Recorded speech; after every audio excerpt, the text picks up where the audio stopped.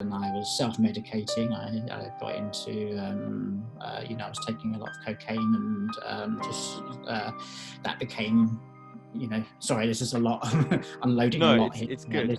I was, contemplating doing very bad things, and did to a point, try and attempt suicide, which, I'm glad didn't happen, but all of a sudden the light came back at the end of the tunnel and I could see where I was going.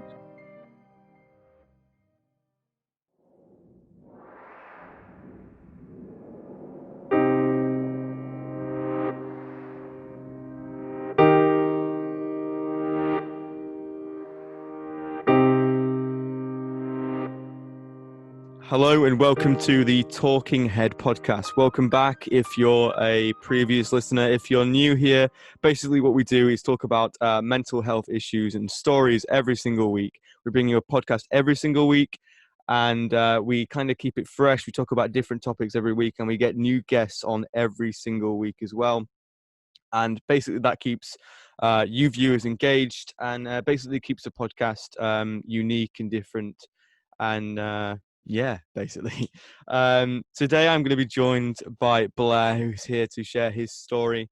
If you could give us a bit of an introduction as to who you are, and a bit of a insight into what you've been through, so we get kind of like a bit of a blurb, and then we'll go into the specifics and explore your story. Okay, yeah, so my name's Blair, I'm 38. I am joining UCA in October, as I'm sure a lot of the listeners will be as well. And I mean, it's something that's... Sorry. It's difficult to talk to a when you're being recorded. You then suddenly feel sort of on edge, on pressure. I've found that so much, and so has everybody that's been on it. It's like as soon as the cameras start rolling, you kind of think, oh shit, like, do you know what I mean? It's like, it's weird, but you did, yeah. so when we're talking about your story today, yes, yeah. So can you give us a sort of two sentences to kind of describe your story? And I know that's probably going to be quite difficult, but if you can try. Yeah.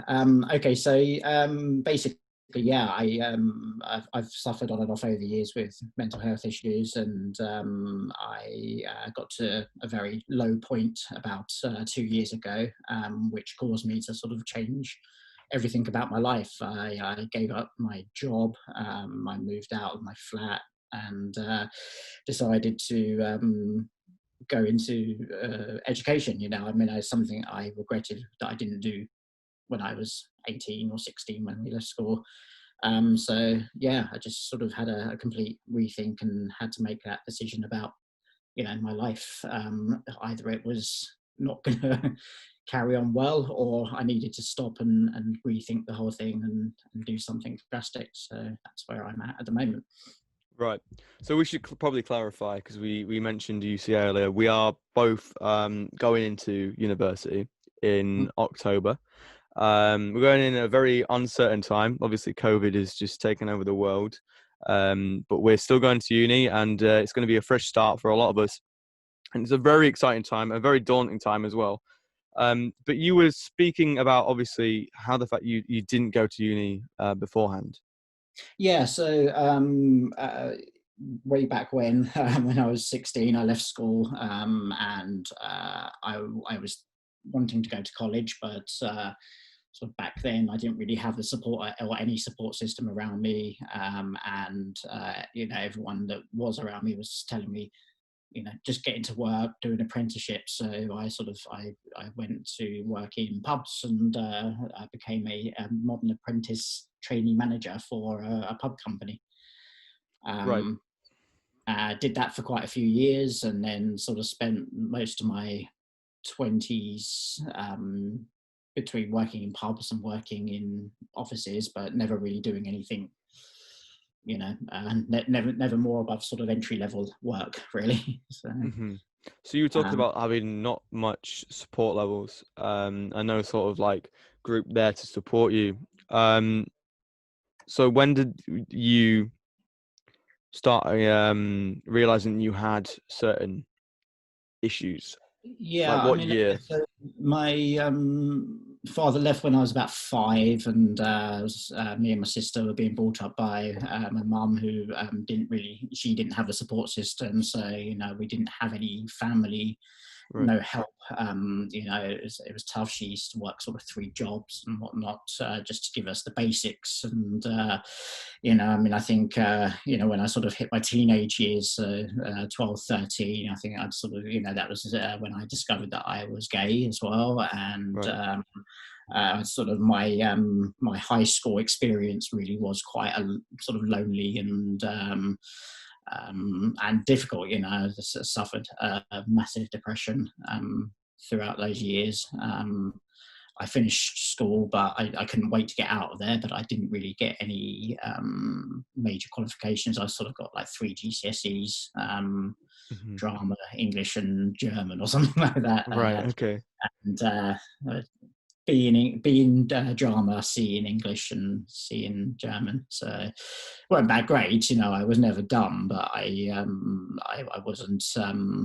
I just wasn't happy, and I couldn't put anything into that. So all I wanted to do was leave school and leave that environment, Yeah. and get into the working world. But so sort of college and that just seemed off the table for me, really. So you were talking about how when you were young, you didn't really have the much support. I mean, obviously, it's a given. If you probably had the support, then you would have probably coped a lot better. But um, I imagine was there even any level of support available? Because obviously, over the years, sort of funding into mental health awareness and just generally helping young people who are very confused has significantly improved. But was there any sort of I mean, support I there think available to you? yeah. I think if I had had the same issues, but in sort of a time now, I mean, there is so much more available now. There was Yeah. nothing available when Hmm. when I was that age. And I mean, you sort of for your future, all you did was go into a lesson where I can't remember what the system of kudos or something like that. You filled out Yeah. Yeah. a load of questions. They told you what your job, ideal job would be, and then sent you on your way. You didn't really have any sort of support systems or student services, anything like that can to help you out. And there was like mental health wasn't a discussion back then. Yeah. So yeah, I mean, Um, I think life could have been very different had the tools that are available now. But having said that, there's still, I think, a lot more that can be done. Yeah, I think obviously as things have obviously got improved, especially in terms of that awareness and those charities that do help out. The funding has been great. It can be significantly improved. It should be significantly improved, and I've talked about that previously. Mm. But with that, we've had, social media, which is something that never was an issue, when you were growing up, and that's something completely different, something that we couldn't really have ever predicted. Yeah, That's had such a massive effect on people that are growing up now, and then is a reason why we do need these organizations to help people. Just talking about you went into this job in a was it a pub? yeah. I started working off in a pub when I was 16. I had to Right. I had a junior license, so I was allowed to serve beer Yeah. at the age of 16 as long as there was a license holder on the premises. So Yeah. Yeah. yeah, so I was sort of thrown straight from school into this sort of adult environment, which Right. was very sort of the lads down the pub Yeah, after work. lad culture. Yeah, Yeah, yeah, yeah, absolutely absolutely. infested with it. Yeah. So how long were you working there? So I probably worked there for about 3 years, and then 3 years. I did I got an MVQ or something like that in bar and restaurant skills. Right. But Yeah. it soon sort of came apparent that the pub life, pub management really sort of becomes your whole life. And Yeah. Yeah. I missed out on so many friends' 18th birthdays and social events because Yeah. I couldn't get out because I was working. Yeah. And that sort of made me realize that this wasn't the life that I really wanted, even though it seemed like, oh yeah, I wanted to sort of, get into, I always liked cooking and things like that. I thought like, this would be a great way for me to sort of learn how to be a bar manager and possibly a chef, by doing training through the actual pub company itself. But yeah, I mean, I think when it sort of came to those social things, I didn't really want to do it anymore. So I was lucky enough that one of the customers in the pub, because the pub was right next to a business centre, and one of the customers there, a guy called Sean, owned a photocopier repair company, and gave me a job working in his office. So I sort of got out of there and spent 8 years after that working for him, and sort of started off on like, this is terrible, how £12,000 a year or something like that. Right. Okay. Right. Like not fantastic, but sort of over the 8 years, I ended up on quite a healthy salary through that, and I did all right, and I was getting by. It was a small company, so it wasn't really like I wasn't getting constant promotions or anything. The money was going up based on the responsibility, and the company grew quite large as well. It sort of started off as a very small to more of a medium to large business, and got a few more people working under me and stuff. So it was good, but I think after 8 years, it just ran its course, and I wanted a new challenge. I think I sort of I drifted for a little bit. I didn't really know. I think this is one of the things that has been sort of like the problem with my mental health has been that I've never been happy, and I've never settled. I've always found I've got bored quickly, and then I self-sabotage myself and I go, right, well, everything seems hunky-dory. What can I do to take things up a little bit? And so I sort of I can't even remember what year it was, 2007 I think I left there, and I went traveling to Thailand for a few weeks, and when I came back I just I'd given my notice in before I went, but I took all my holiday leave and just went to Thailand and came back, and they sort of they offered me more money to stay, and I just said no, I just don't want to do this anymore. And I don't know, it's I think it's taken many years up until this moment, but I think it's just been leading up to me doing sort of jobs that I've become good at, and I've enjoyed some of them to a certain point, but it's really not what I wanted to do in life. And I think that's been the crux of why I've been unhappy over the years, is because I know I'm not doing what I want to do. Yeah, I mean, that's a very long time to kind of feel like you're not doing what you want to do. Did you ever? I mean, obviously we're going to uni now to do filmmaking. Yeah. Was that ever an ambition of yours throughout those years? Yeah, when I left school, I did. As I said, I got a B in drama, and I always knew I wanted to be. But there weren't media studies courses. It was just like you could leave school and go to college, and it was like you could go and do A-level drama, or that was it. Like there wasn't sort of courses around, or there didn't seem to be. I couldn't get any information about, like that sort of, getting into the industry. And actually, doing the behind the scenes stuff. Whilst I enjoy it, or I don't think I'm a particularly good actor. So, but I knew I wanted. I did. I directed the school play in my final year, and I was in it as well, but I wasn't very good, but I was good at the directing part. And my drama teacher, I remember her handing out sort of like awards to people at the end of the year, and I got the sort of the Stanley Kubrick Award. Like, right, okay, not a bad award. Yeah. I mean, I'll take it.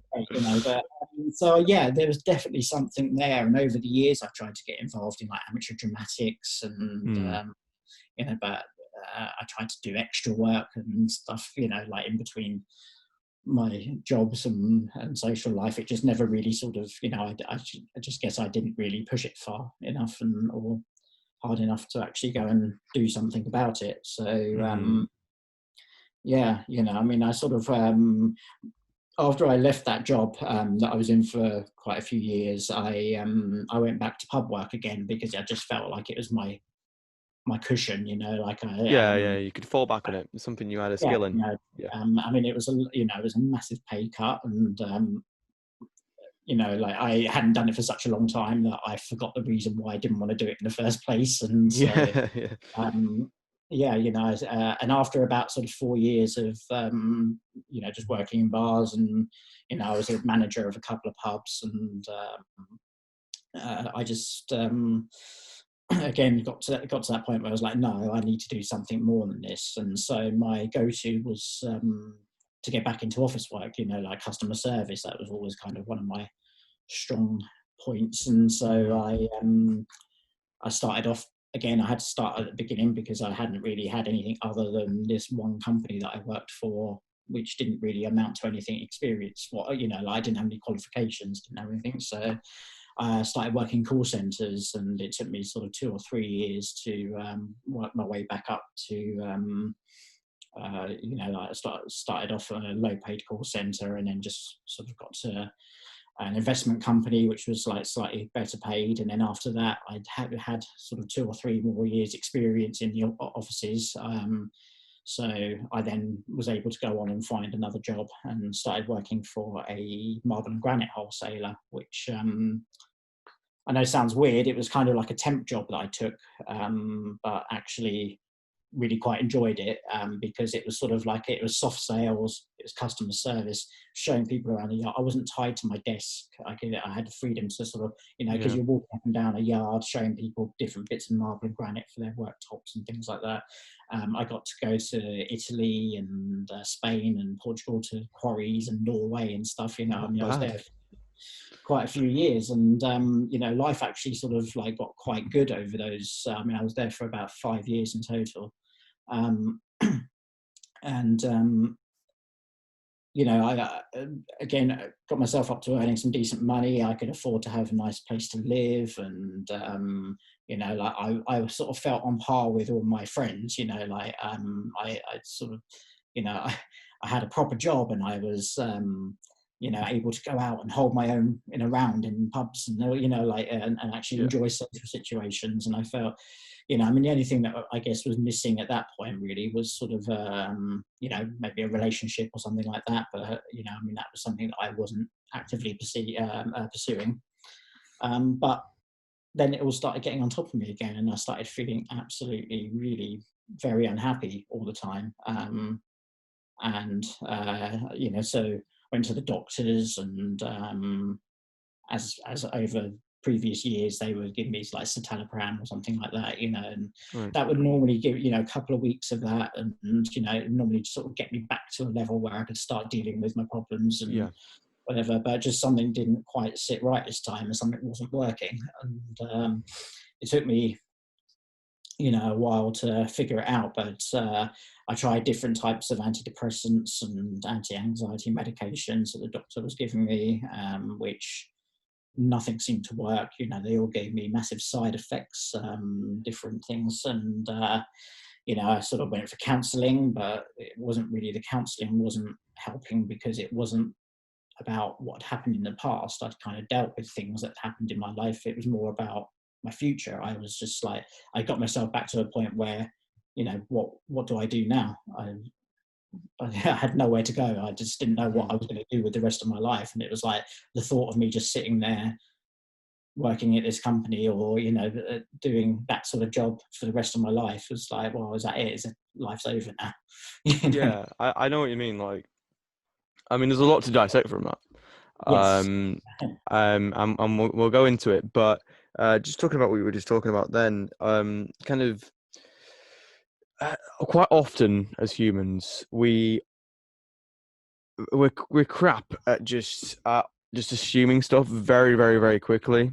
Mhm. And then we just get worked up over it. A lot of people, don't have that problem at all, and they're, quite fortunate. But I think with most people, a lot of people put an idea into their head, and it sort of becomes reality. So you were talking about how, you know, you were thinking that I could be at this job for the rest of my life, but it's not what Mm. you want. And the idea that you could be that job for the rest of your life. Although unlikely, it sort of infests your brain, and that sort of overthinking, I agree, does lead to issues. Yeah. You were talking obviously earlier about amateur dramatics and stuff like that. Yeah. So, I mean, how long did you do that for? I got involved with a play, and I kind of Dirty Rotten Scoundrels, I think it was, and I auditioned for the second lead, but got really bad tonsillitis because I was also doing a office refurb at the time, and during sort of January, February months, and I got really ill, so I couldn't actually do the role. But so I ended up just sort of going along with it and helping out backstage, and I was background singer or something like that, Yeah. but I really enjoyed it. Again, it's not exactly what I want to do, but it was just nice to be part of that kind of production. And It is. It's a nice sort of community spirit when you're working on, I mean, any sort of entertainment, so like TV, film, but I've had more experience obviously in theatre. I've been in a few productions myself, and it definitely does give you a lot of like sort of, it builds you into this sort of community, even if you don't want to be into it. You're sort of forced into kind of getting along with people and talking to people. I mean, that is what it's all about, yeah, and that sort of collaboration is brilliant. But I mean, I don't know if you've ever experienced post-show fatigue, or wherever you were, post-show sadness, where you kind of, as soon as you're in like this euphoria of just happiness while you're performing and stuff like that, and whilst it's all going on, and as soon as it stops, you sort of realize, oh, like that's all gone now. And then I mean I've done countless shows, and I would experience these moments of just feeling sad that it's over. yeah. But people say that, and you've got to be not sad that it's over, but happy that it happened.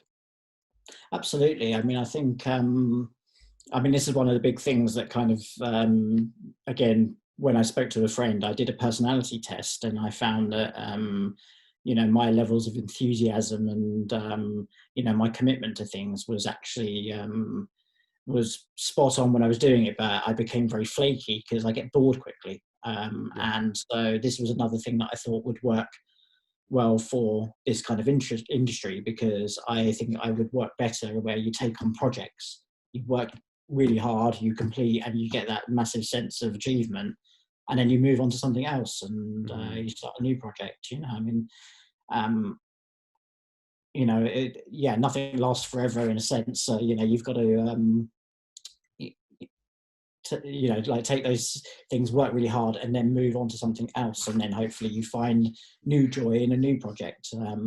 Yeah. And I figured that would actually sort of help in terms of that, stopping that boredom itch that I get when everything sort of starts going really well, and if everything seems like it's great, you then just, or I just get bored, and I think, well, is this it now? What's the new Yeah. challenge? What's the new thing? Yeah. So I I think a think. lot of about it, was trying to sort of maybe understand myself, and I didn't really understand, even sort of after 20 years of work experience, and doing stuff, I still didn't really sort of even take the time to think that I could do something, or I could get back into education.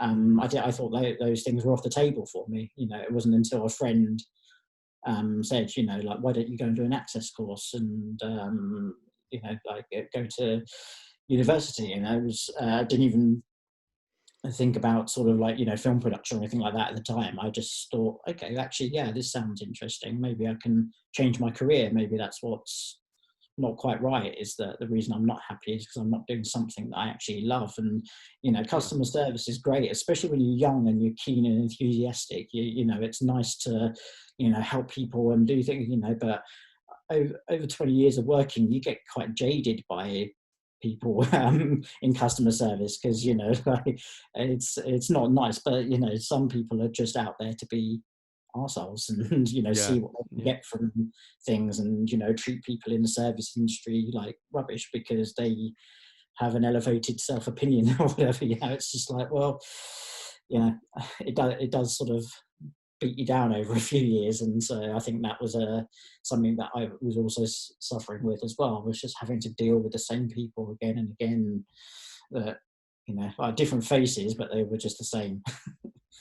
Yeah, I mean, I totally got what you mean. I mean, being in jobs where a lot of jobs don't have a distinct sort of ending to them. They're very much just this like long like road where you can come off at any point you want, but there's no actual end, if you know what I mean. So if you're Yeah. working for a lot of businesses, you'll find that a lot of them, there isn't, like in a film project, or if you're working on a production of any kind, there's Mhm. always an end product, and there's always an end, and that kind of like final bow, that final curtain, and then you can work on something else. And that's what's Yeah. really exciting about that industry. I mean, there's a reason why loads of people want to get into it, because that's sort of what excites you, being able to not just tell stories that you want to tell, and you're itching to tell, but Mhm. just be able to work in an industry where it's constantly changing and you're gonna struggle to get bored. Do you know what I mean? I mean, Really, I think that when before the sort of route of going into education became apparent, I was thinking about, like, okay, so I need to change a career. What should I do? And I thought about like events management or something like that, because I had pretty decent experience over the years, and of doing different things, working in pubs as well as working in offices, bringing all of that together.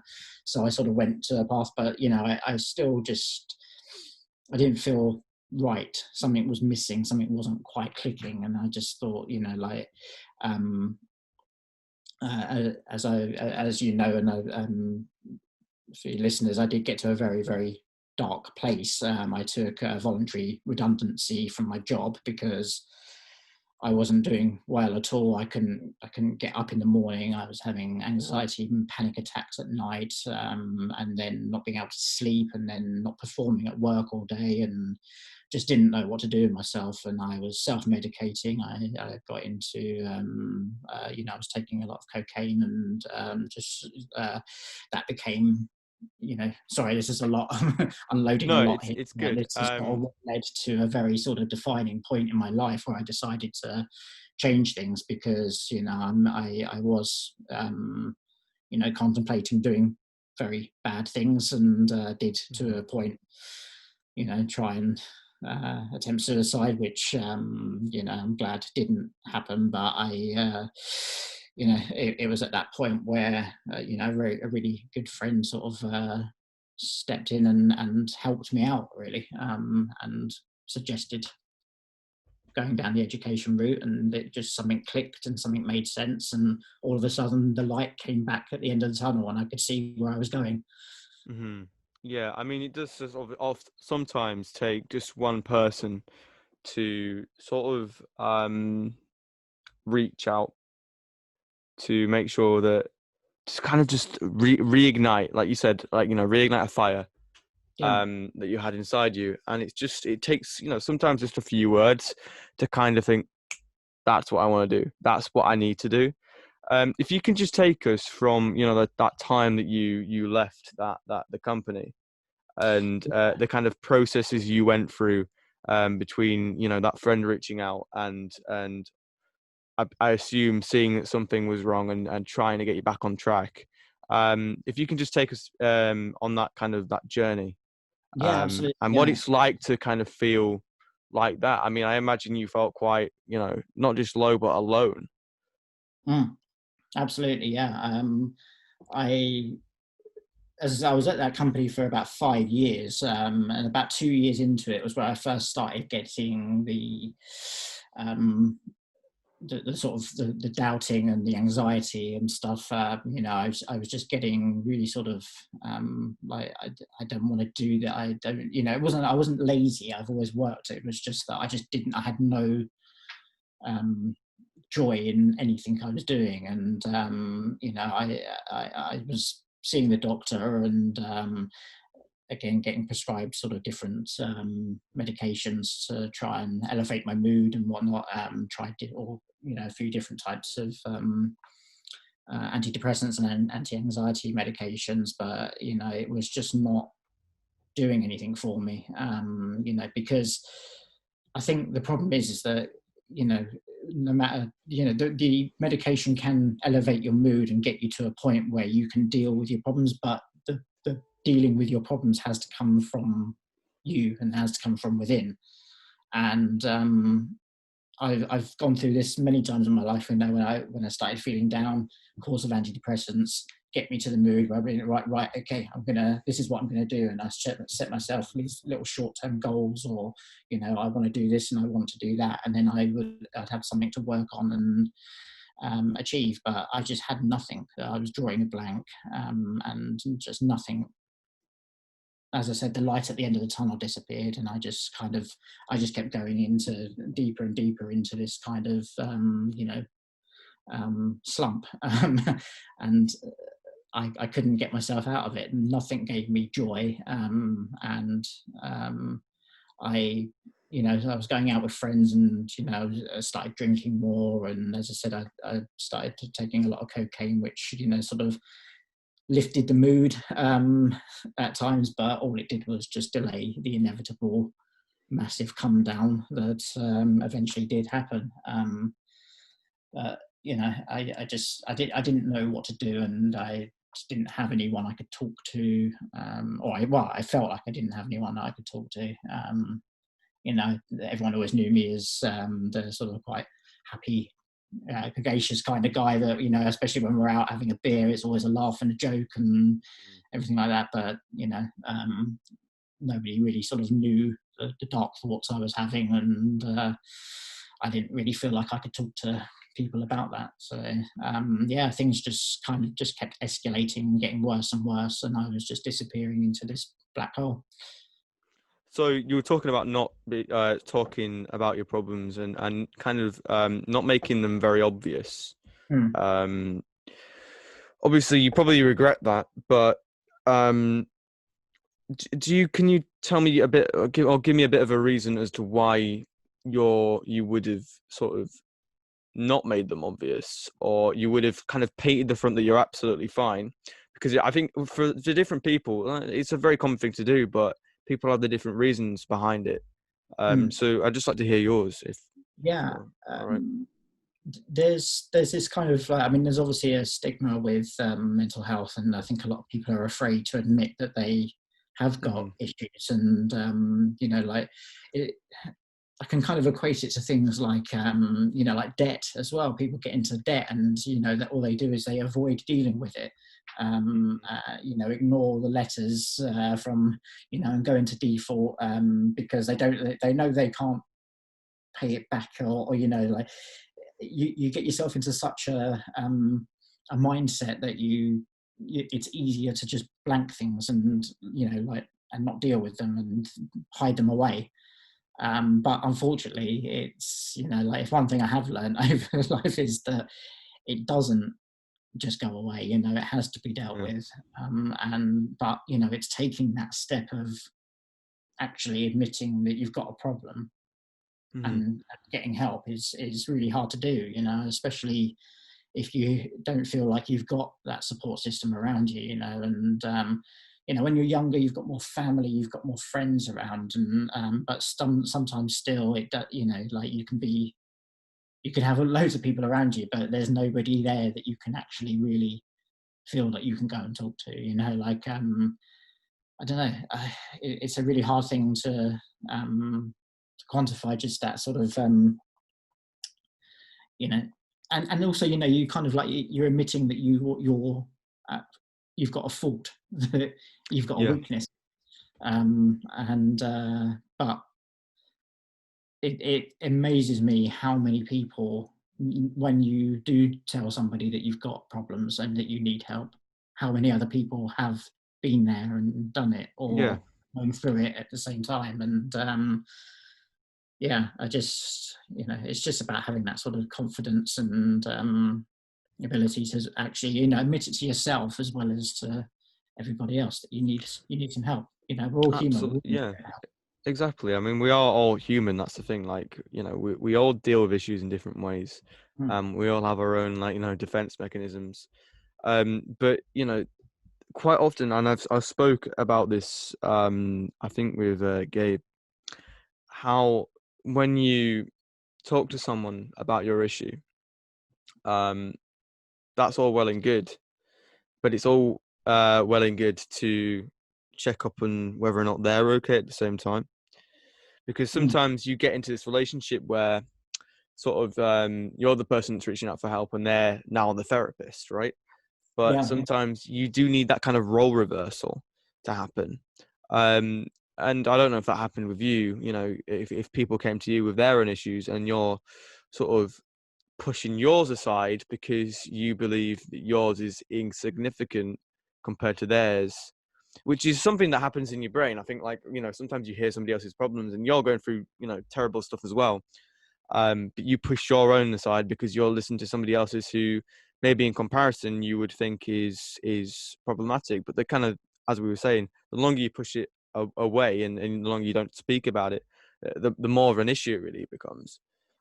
Yeah, my best friend Owen was the one that sort of helped me get out of the funk that I was in, and actually at the time where I was probably at my lowest was he was getting married, and he asked me to be one of his best men, and me and his university friend Ben were co-best men, and I sort of planned his stag do, and I did a reading at his wedding, and that sort of that helped me kind of get through everyday life for a Yeah. little while, whilst we were figuring out what I was going to do. But it gave me a little bit of purpose and a little bit of self-value, and so we spent a lot of the time, or a lot of our time, talking and going through things, but also with this kind of like common activity that we could do together, planning his wedding and all, his side of things and stuff. And without him and without his support, I think I probably wouldn't have got through it. But as it turns out, sort of 2 years on, and his marriage has broken down. His wife left him. He discovered that she was actually gay. So a bit of a weird thing, but after 10 years of them being in a relationship, so he's going through a really hard time now. And he's, now, when I actually found out a couple of weeks ago, I went up and visited him and just spent the weekend with him, just chatting and whatever, so, yeah, I mean, it's important to sort of, be there for the people that have helped you as much as Yeah, you. exactly. Absolutely, everyone's going through something, and everyone is dealing with their own shit. And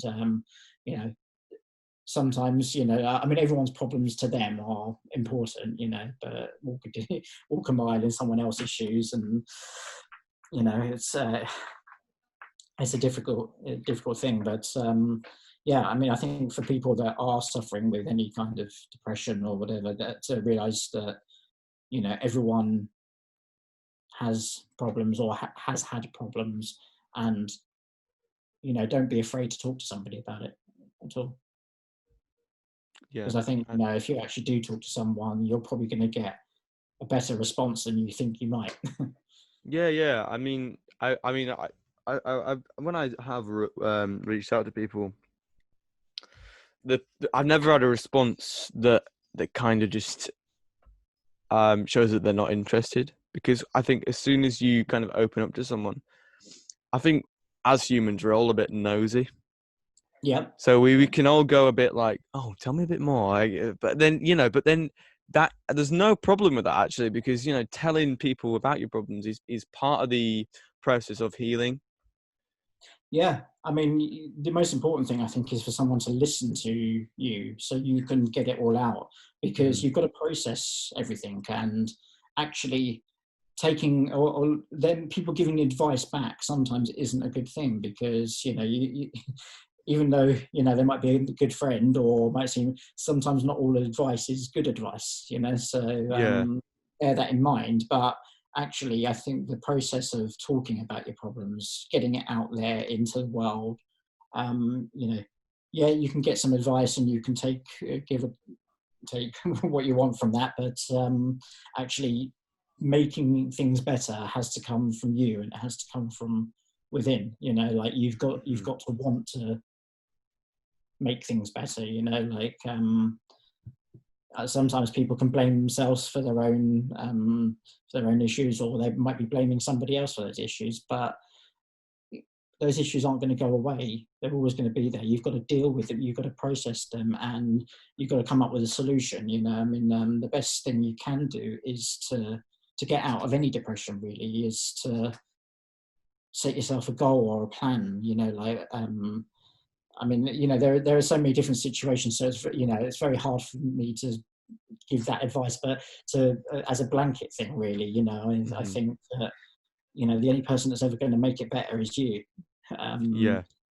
You can't expect somebody else to make things better for you, but what you can do is you can utilize other people to process your own thing, and and help you make yourself better. Yeah, totally. I just want to relate to something you said earlier, because I think it's quite relevant to what we're talking about. So, being able to reach out, you often, I think when we reach out, we think first of either family or friends. And then sometimes we'll go to acquaintances and stuff like that, and we'll go, along that ladder. But I think when you were talking about, obviously, there are periods of your life where you're not in a relationship. Do you reckon, obviously, were those times harder when you weren't in a relationship than when you were in a relationship? Because I've personally found that sort of when you're in a relationship, things become your if it's a healthy relationship, at least, your issues become clouded. You're sort of like clouded with this I don't know, just a euphoria of love. Do you know what I mean? So you kind of forget about all your issues and all your problems. And when you do have issues and that, you do need to speak to them, you've always got that person to talk to. But, yeah, sometimes you probably don't want to appear to be vulnerable in front of somebody that you love or whatever, so it's all that can be quite a difficult thing. I mean, it does depend on your situation, and sometimes if you're lucky enough to have a partner where you can talk through those issues and you understand each other or whatever, then that's great. But sometimes relationships take different forms, and like actually to appear to be that vulnerable in front of somebody like that, is not going to work for you, and that can actually cause more relationship issues. I had a friend who, was feeling very low, and his girlfriend said to him, like, I can't deal with you feeling depressed, like I can't, you've got to fix this or we can't be together. I mean, and she wasn't the sort of person, she wasn't nasty, she wasn't horrible, but that was her opinion. Whether you think it's right or wrong, like on face value, but I don't think she was doing it to be horrible, but she was just that was a sort of a thing, a part of their relationship that she just couldn't deal with. So I think people deal with things in different ways, and we've got to kind of remember that, not everybody is going to have the same reaction to everybody else. So sometimes when you speak to someone about your issues, they'll be really welcoming and stuff like that, and then some people don't know what to say. And that's sort of the fault of our ancestors and the way we've been raised and the way we've been educated over the years, because there has been a poor amount of education into these issues. And if there was I mean I was speaking in previous episodes about how the education system in the UK needs to change desperately, because instead of learning about important issues which are hitting primarily the youth. I mean, the youth are one of the most vastly hit people with ill mental health. The statistics to support that. And these are the people that, instead of getting taught about mental health, are being taught about, I don't know, corrosion and rocks in geography. It's like, I don't understand how that's at all going to be relevant to somebody who's 15. The younger generation are a bit of a disadvantage, really, because they've not got an older generation that have figured it out to teach them. Exactly. Because we haven't figured it out.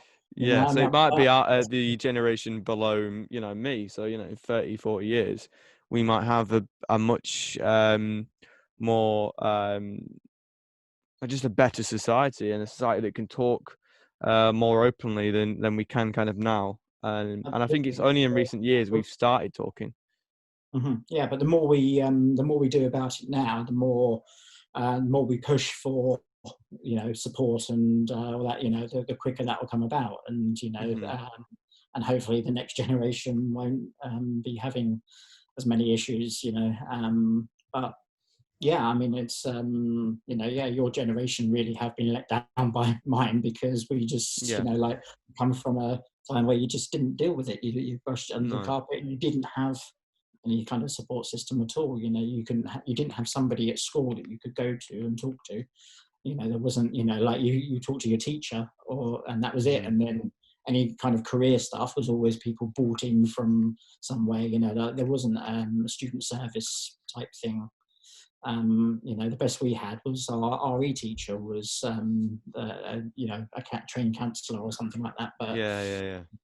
yeah, I mean, he was more interested in watching old episodes of Red Dwarf than he was talking to people about them. So, it's, yeah, Classic RE no, teaching. I mean, I certainly think that, yes, you have been let down to a certain point, and that's probably why there is, because now everything's coming to light, and Mm-hmm. and there just isn't enough support.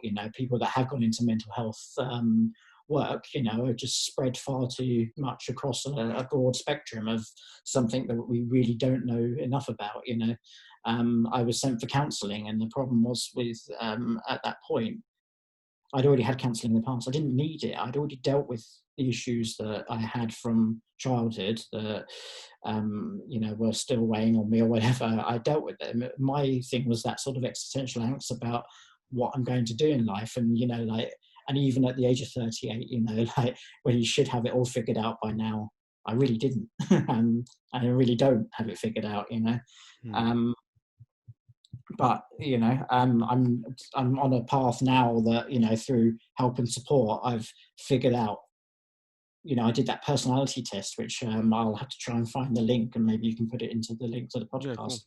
because it's a really good, like, you sort of take a look at your faults, and then you look at your faults and see how you can turn them into something that could advantage you, or look for the silver lining within those things. Like, my thing was that I was flaky and I couldn't commit to anything long term. So I thought, well, okay, well, what kind of thing should I do? Like, okay, so events management, project work, things that I can do, that I can sink my teeth into, I can do well, and then I can move on from. And that sort of, just that one little notion opened up a whole different perspective for me. And so I think, yeah, if you can understand yourself a bit more, then perhaps you can understand where to go with it all. And yeah, that was kind of my experience from it, and that's why I'm on the path that I'm on at the moment.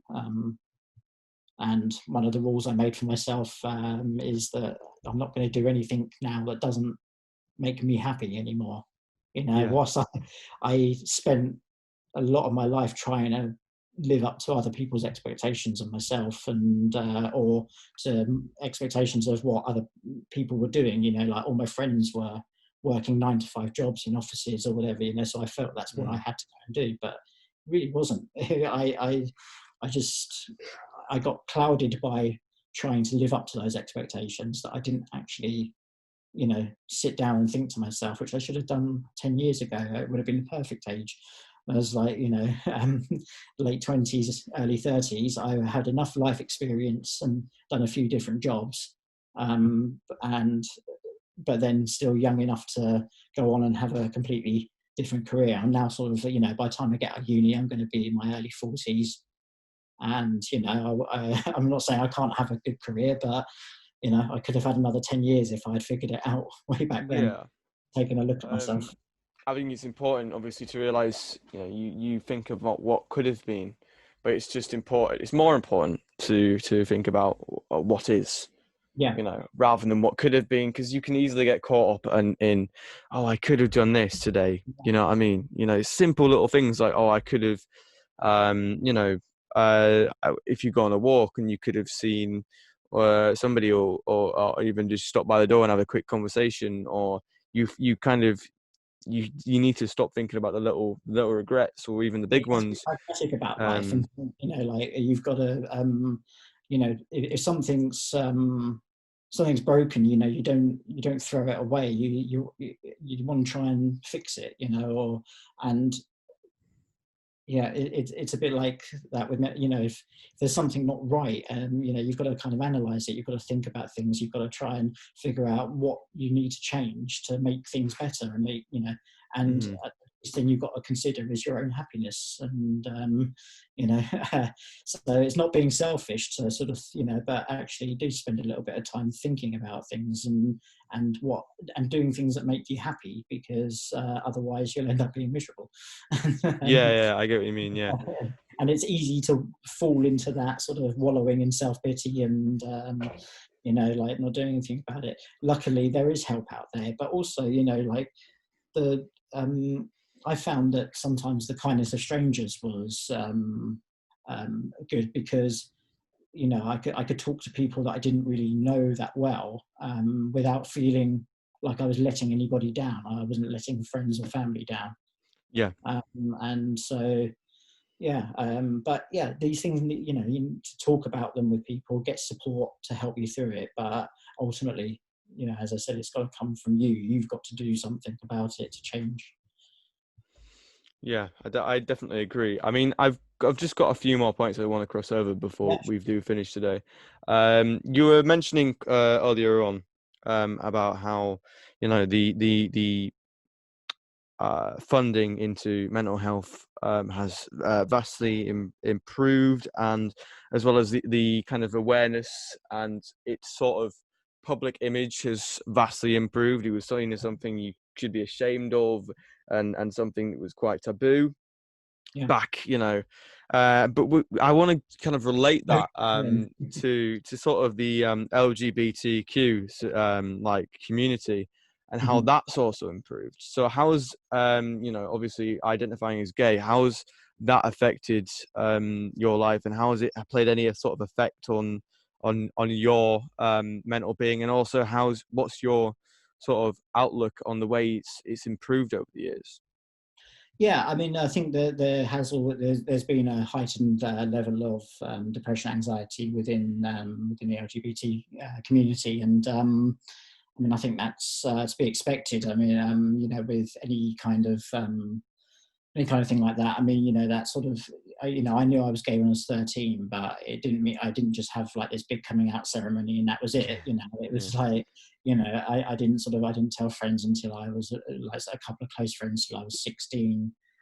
More people when I was 18, then family when I was in my early 20s, and then like actually sort of being openly gay just to anybody is something that you still change your demeanor in different situations. When you're amongst if you're down the pub and it's a bit of a blokey like kind of thing, you sort of don't say certain things. Like I always make jokes, and I'm sort of like I can be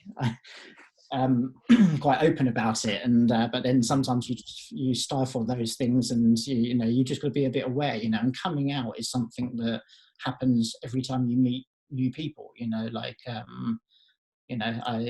When I went to college last year, I had to sort of tell a whole group of people that I was going to be spending a year with that I was gay again, and that's something that, like if one person doesn't like it, or if there's some, or something, you're always aware of these things, so it's something that keeps happening. It doesn't just stop, and it's not, So and it's the same again when we go to uni. We're going to be meeting a whole bunch of people again, and for me to be myself, I'm going to have to, I mean, I'm not going to go in and make a huge declaration.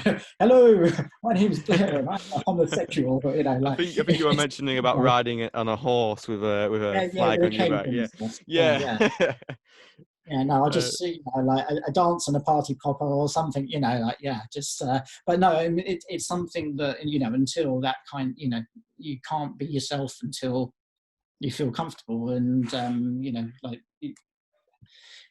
whilst it doesn't seem like a big issue or as much of an issue these days, because I think that the younger generation are much more tolerant and stuff, so it's not a problem. But it's always still something that sits on your mind, and you have to go through a lot of things in your life to get to that point.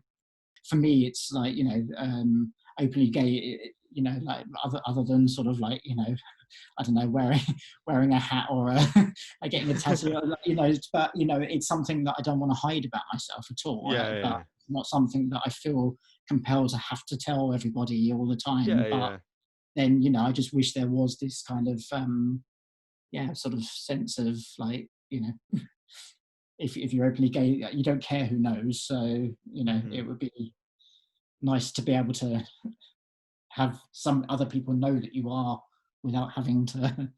It's a weird. I imagine it is a weird thing. It plays on your head, on your mind, like all the time. And I imagine that can be sometimes, quite tiring in a way. To sort of. I mean, I imagine it obviously gets easier, but it's still something that sort of takes a strain on you sometimes. Yeah, I mean, I think, in terms of the way society's developed, the need for gay bars or gay clubs or anything like that is now only more of a novelty rather than a necessity, because it's much more widely accepted. So we don't like where certain places like Soho and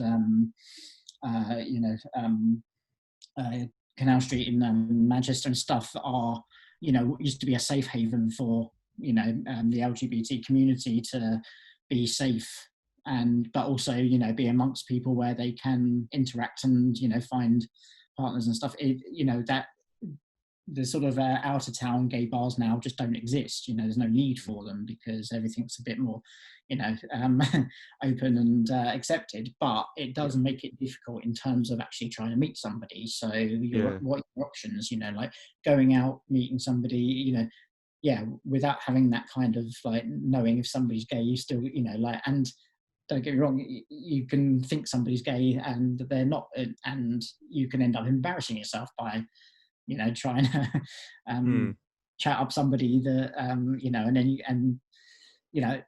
it's normally okay. They'll say, no, sorry, I'm straight or whatever, and that's fine, But, the other option is to go onto dating apps. And, unfortunately, I think that a lot of the dating apps that, sort of like Tinder and the likes, generally tend to get used more like Grindr for the gay community. And it's, it's a bit more of a meat market. And so, I find it difficult. I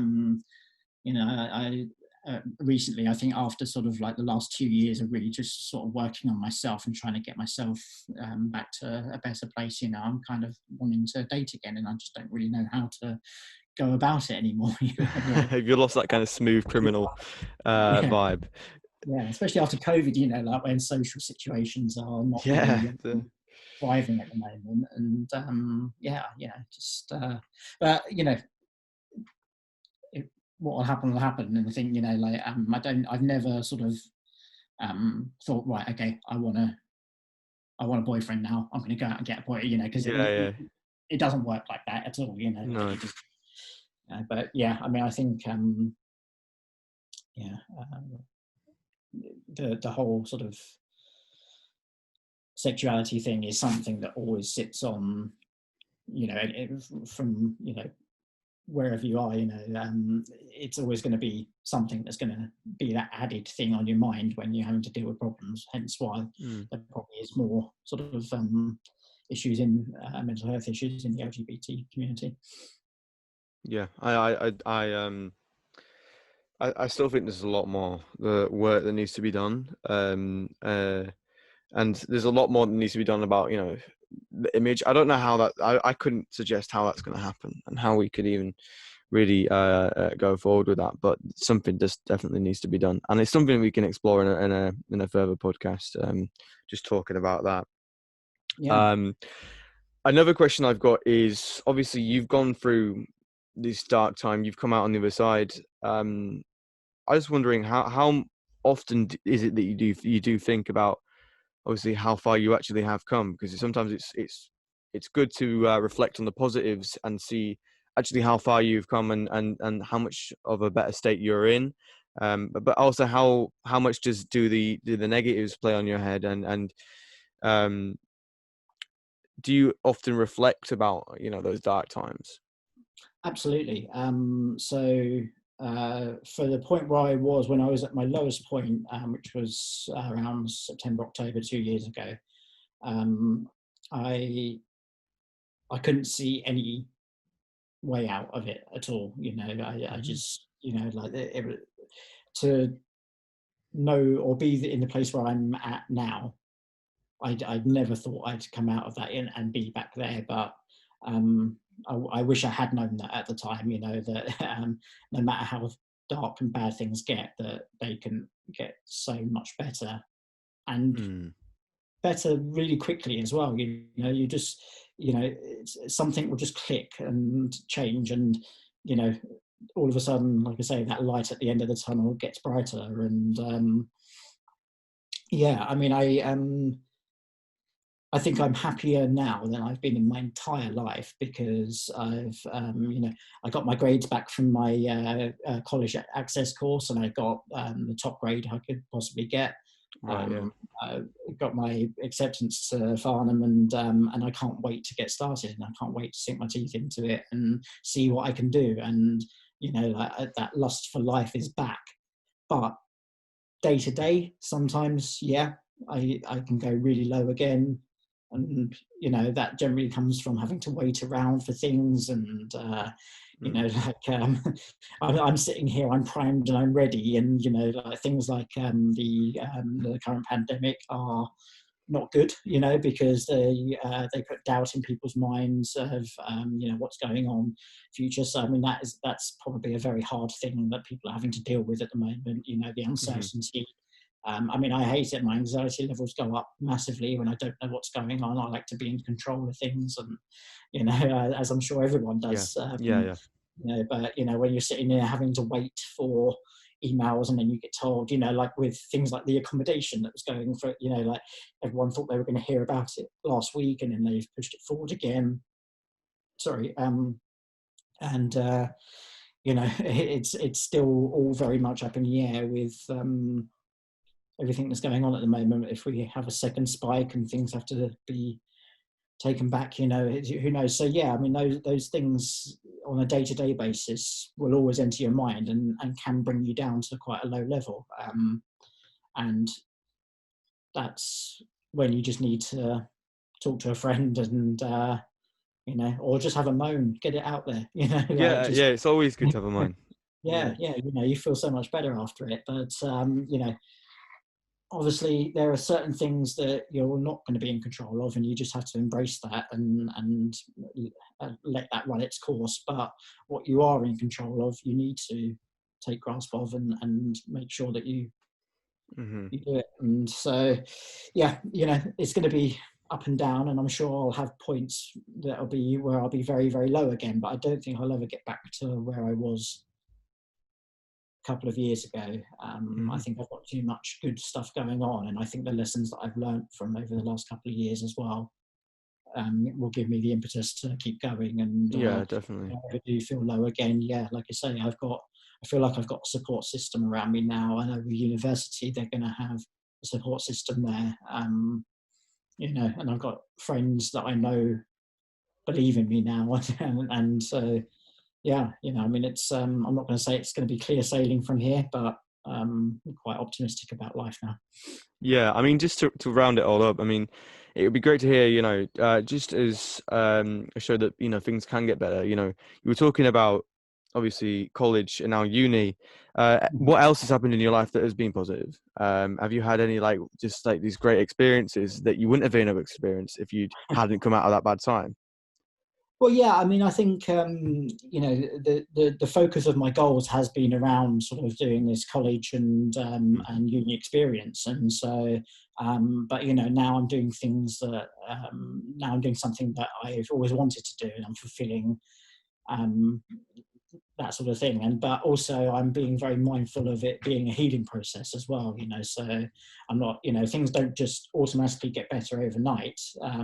Something can change in an instant, but you've still got to work at it, and work towards things. And so I mean, I just feel like I've got my ability to sort of now look at life and look at the things that I enjoy from it. And, I mean, yeah, the COVID thing has been difficult because, you can't go out and do the stuff that you want to do as much. But, yeah, I'm looking forward to not just going to uni for the education, but going there for the experience, as an experience that I didn't get when I was younger. And it might be slightly different from the norm, but I still think it's going to be absolutely excellent. And No, it will be. I'm really looking. I'm getting involved with societies, and I want to be involved with the community. And yeah, I mean, certainly as well, with mental health, I want to be involved. I want to make sure that, I mean, I've got a lot of experience and I can help people. I think Yeah, from that exactly. side, Yeah. why wouldn't I want to do that? We've spoken to many people on the group chat that we have for the new starters, and there's a lot of anxiety and a lot of apprehension about Totally. starting. And if I can do anything to help those people, then I will. So. Yeah, it's great that you're using your life experiences now, and sort of we were talking about earlier. It's good to link to earlier how we were talking about the therapist and the person that is reaching out, and how you can often just switch roles, and it's like it's kind of been like a full 180 now, and you're now the therapist, and you're giving the life lessons. But obviously at one point that might need to switch, and it's important to just do that. And I think, we've got to remember that, if you ever do get help from anybody, even if, you're probably not going to be able to help them in the future, just say thank you, or just something like that. And a simple thank you lets them know that you're helping, and, letting people know that you're helping only lets them do it even more. And that's what we need to do. So, yes, little acts of gratitude do go a long way.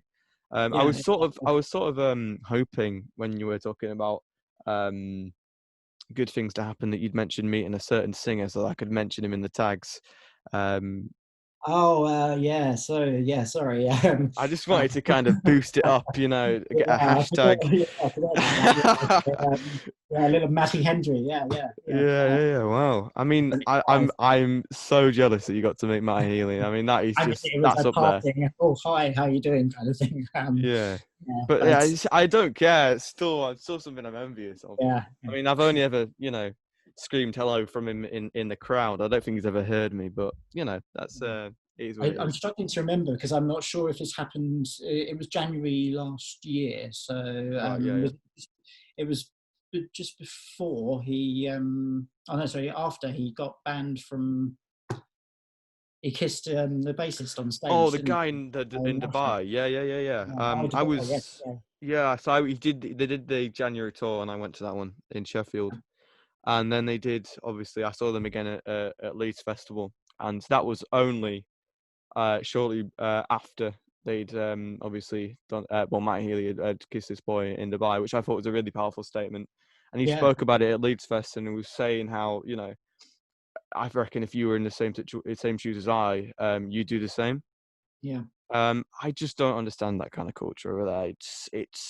I mean, beyond messed up, in my What, opinion. what what sort of worried me the most was that so my the reason I got to meet him because his sound one of the guys on his sound team that went on tour with him got me tickets, and I've been friends with him for a while, but he was out there in Dubai when it happened, and they literally said they had to leave and wrap things up Yeah, instantly yeah. because there were like basically an angry mob on the way, that they had to get out of there for their own safety.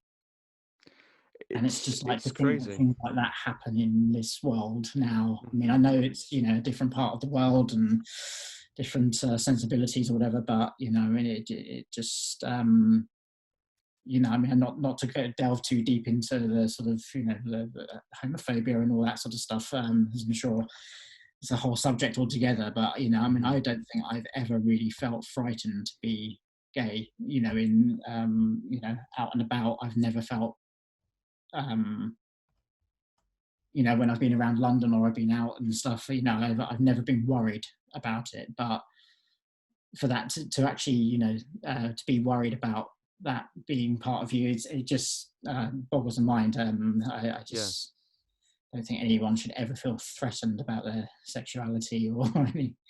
Yeah, but yeah. Anyway, that's another subject, as I said. Yeah, it's a crazy subject, and it's one we'll definitely get into because there is again so much we can talk about. So I just want to finish it off with like one final question, Yeah. and that's all to do with if you could give any piece of advice to someone that was 16, they just left high school, Mm. and you said you got straight into work. Yeah. They don't know where they are, this person, and they can be male, female, it doesn't matter, whether they're like men, women, whatever. Okay, it's just a general person. Yeah. What piece of advice would you give to someone that doesn't know where they are, or who they are, and sort of the steps that you would now advise to take? It's going to sound probably quite patronising coming from an old bugger now, but like, yeah, I just, and without sort of, without it sounding too corny as well, actually, it's going to sound really bad, but follow your heart, like, Yeah, just don't, you know, you worry about what other people think, or worry about what your family might think, or if you go a certain route, but your own happiness is paramount, and you've got to you're expected from a very young age to make very, very big decisions, and that's not fair. I mean, no, no, but you know talk to friends, talk to family, talk to strangers, but like, get support from whatever support is available to you, but keep your own happiness and keep your own well-being at the top. Mhm. Obviously consideration for other people and everything, yes, of course, but do what makes you happy. Yeah, And yeah, I know it sounds corny, follow your heart, but that's what you got to do. no, You just because even if it seems impossible, or doesn't, there's always a way to do something. You've just got to want it, and you've got to do something about it. yeah, totally. I don't think I could put that into any better words, really myself. Um, I do just want to speak out just before we do go today. We have now set up a system where you can now send in voice messages or any sort of message to us. So you can either send it through email to talkingheadpodcast@gmail.com, or you can just simply follow the link it should be in the YouTube and also the streaming descriptions, which basically leads you to a site where you can basically upload your own voice messages, which we can obviously then play on the podcast and then answer. If you've got any questions, if you've got any experiences that you want to share, you can now do that, and we can sort of engage with the audience that way. And that should be a nice way we can kind of round up podcasts or even start them sometimes. Or even just take a break. But yeah, that's it's been a really nice speaking to you, Blair. And Yeah, I just had one it's more thing. yeah, of course, yeah, go ahead. I've just created an Instagram profile, so if you want to put my details on the thing, Absolutely. if Give any of your yourself the listeners want plug. to In fact, contact do you want me to me, read it out? I'll read it out on air right now. I'll find or it for you, mate. I'm just saying, if any of your listeners want to contact me about what we've spoken about, then Yeah, absolutely. Yeah, you just started following me. Yeah. So it's Blair, and then your surname is spelled because I think we're better off. about Yeah, yeah. So yeah, BAUER 81. But as I said, I'll link it in the thing anyway, and you can obviously go and talk to him there. yeah, as I say, You sometimes are just feeling talking like. to a stranger is, just it can be even more helpful. And Yeah, absolutely. so feel free to message me. That's the thing. Like, obviously, I don't. Obviously, we said we are going to end. But I do want to speak about how speaking to strangers is sometimes the best thing to do because you have no sort of relationship with that person beforehand, and so you've got no prior judgments or anything like that. So Yeah, you haven't got So it's nice to just speak to someone completely unknown that you can kind of just I don't know, just reach out for help with. And as I said, my Instagram is just Taylor.Caddick, and I'll link that as well as the Talking Head podcast, which you can get involved that way and just send a message to that one if you want as well. But yeah, that's the end of today's session. It's been quite a long one, but it's been really informative, and I think a lot of people will learn a lot from what you said. And obviously now that you can just speak to people, and talking is what's going to get us forward. That's what I've said in previous podcasts. That's never been more relevant to this one. So yeah, it's just been good. And if you did enjoy this podcast, just make sure just to spread the word, let people know if you enjoyed it, and we can get more people listening. I'm not really bothered about viewer numbers. It's more just about whether or not we get people talking, and the right messages get sent. So yeah, spread the word if you want to, and come back if you want to. It'd be lovely to see you again. But anyway, till then, I'll see you later. Goodbye.